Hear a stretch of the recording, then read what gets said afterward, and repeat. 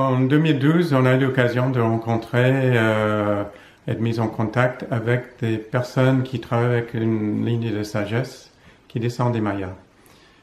Cette lignée, on appelle dans notre jargon à nous la lignée des curanderos, parce que c'est tenu encore aujourd'hui et ça existe encore dans un petit village dans le centre du Mexique. Curanderos en mexicain veut dire guérisseur. Et aujourd'hui, cette lignée de sagesse on pourrait comparer à des lignées de sagesse en Inde ou en Chine, etc., a décidé d'ouvrir ses enseignements au plus large. Aujourd'hui, donc, ces enseignements sont donnés sur tous les continents, quasiment. Et notamment en France, on a l'honneur de pouvoir aussi partager certains de ces enseignements sur la géométrie sacrée, sur les différentes dimensions de la guérison.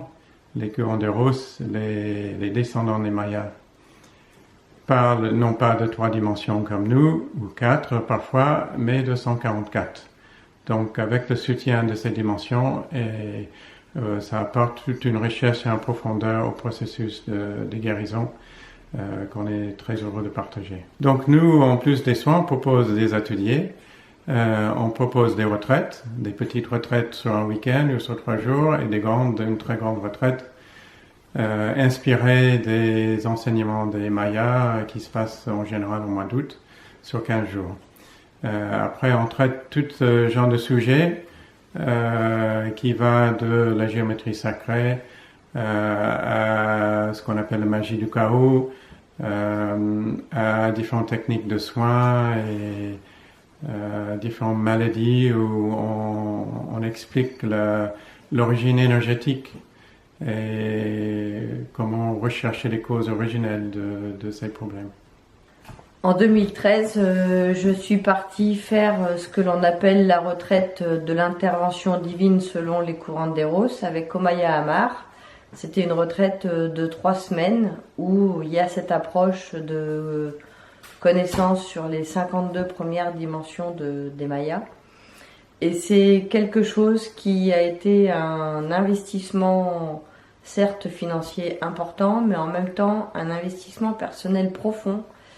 Et pendant cette retraite de 3 semaines, j'ai pu travailler sur moi, j'ai pu aller visiter des pans de ma personnalité que je ne connaissais pas, nettoyer des choses qui étaient liées à la petite enfance et qui étaient dans l'inconscient, et qui ne permet pas d'avoir tout l'éveil ou toute la conscience de ce qui se passe dans mon être, avec beaucoup d'amour, beaucoup de pardon, beaucoup de travail émotionnel. Et aussi, c'est une fabuleuse retraite dans laquelle on apprend une 30aine de techniques de soins qui permet d'aborder différents dysfonctionnements du corps au travers de différentes méthodes énergétiques. Et à partir de cette retraite de 3 semaines, je pourrais dire que ma vie a complètement changé. C'est là où j'ai pu voir que la vie peut devenir facile, que l'impossible devient possible.